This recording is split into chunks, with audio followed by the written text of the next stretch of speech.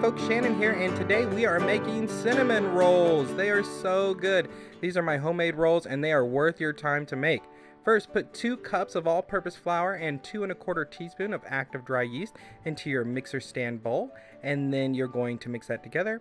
Add a cup of milk to your measuring cup, or you put this in a little bowl, and to that we're going to add 1/3 cup of butter. We're going to microwave this, okay, for 1 minute at a time, so that's why we put it. You can do this on the stove if you want to too, but put that butter in and then add 1/3 cup of sugar and 1/2 teaspoon of salt. Mix it together and microwave it 1 minute at a time until it gets to about 110 degrees. Then pour that milk into the 2 cups of flour, and we're going to mix this together, and we're going to do this for about 2 minutes. What we're really doing is activating that yeast and developing gluten. This is an important step, so don't forget to do that. And once that's mixed together for a couple minutes, add 2 beaten eggs at room temperature. If they're not at room temperature, put them in some hot water for 5 minutes, and then guess what? Voila! They will be at... Did I say voila? Never mind.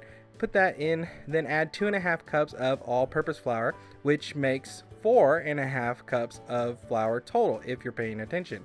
You might have to add a little bit of flour as we go, because see, it starts to stick to the side there. Add a little flour to it and it will start to come away, and it will clean the bowl. Look how clean that bowl is.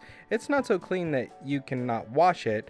You need to wash it. Don't be gross. Actually wash the bowls after and do it as you go. Don't make a huge mess in the kitchen. It's so annoying when you do that. Oh wait, that's another story.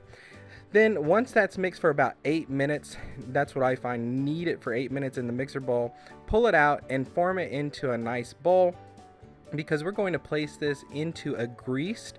Did I say bowl? I meant ball. Form it into a ball and then put it in a bowl. What if I said form it into a bowl and put it into a ball? That'd be funny. Let it rise for 1.5 hours.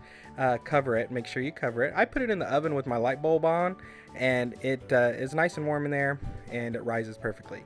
Now we're going to make the filling, which is 3/4 cup of brown sugar, and then 1 tablespoon of cinnamon, because after all, we are making cinnamon rolls. And then I put a dash of cardamom and a little bit of nutmeg. This adds a flavor that people say, wow, what is in this? Add a teaspoon of cloves, 1/3 cup of butter, and I'm telling you, this is the best filling that I've ever made for cinnamon rolls. I've made a lot of different fillings, and sometimes they come out and they have like a candy shell, and I don't like that. This makes an ooey gooey yummy center.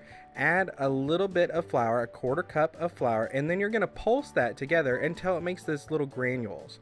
Now your dough, make sure you put that in the fridge, okay? Don't let it sit out. It needs to be cold when it goes in the cinnamon roll. Punch down your dough after an hour and a half. See, when I push it, it doesn't bounce back. That's how you know it's ready. We're going to form this into a rectangle. Now this rectangle, I do about 16 inches because I don't know why I do that, but that's what I find works the best. So I roll it out to 16 inches very slowly. Oh, it makes 8 cinnamon rolls. Maybe that's why I did it, because 16 divided by 2-inch cinnamon rolls. Actually, you know what? I just roll it out to this. Roll it out however you want. Stop bugging me about it. Just roll it however you like to roll your cinnamon roll. And once it is rolled out completely, see, I kind of stretch it into a rectangle. That way your rolls kind of all become even. You need to make sure it is as much of a rectangle as you can get it to be. Then brush it with butter. Now I've skipped this step before and I didn't brush it with butter, and it does make a difference because for some reason that cinnamon will stick to the dough a little bit better, and it makes it just that much more ooey and gooey inside. Why do we say ooey and gooey? Ooey. Ooey's bad. I shouldn't say ooey. I should just say gooey. It's yummy and gooey inside. Sprinkle it on, and you're gonna feel like it's too much, but it's not too much. Trust me, I've made this before. I'm not lying to you. It is worth putting all of it in. Roll it together, and the important part here is once it's rolled together, you need to pinch it. Pinch those edges so it doesn't pop open, because remember, this is gonna rise again. So then we're gonna cut this in half and in half and in half. and then in half, and in half. Well, you get it until we get 8 equal pieces, or as close to equal as we can get. Put that into, you can put it into a rectangle like a 9 by 13, but I had this cute little pan, so I used that. Let it rise for another 40 minutes covered in your oven with the light bulb on. You don't need to have extra heat, just put it in a nice warm place for 40 minutes, and what's going to happen is it is going to double in size. Look at how gorgeous those are. Brush them with butter, put them in an oven at 375 for 25 to 30 minutes, and you can pull those out, and when you pull them out, you can put a thermometer in there. The bread part, not the sugar part, should be 190 degrees. And while those came out, I started to make my icing, which is 1 cup of powdered sugar, and then about a tablespoon, maybe a little bit more, of light corn syrup, and then a 1/4 teaspoon of vanilla. You can put a little more vanilla if you like that flavor.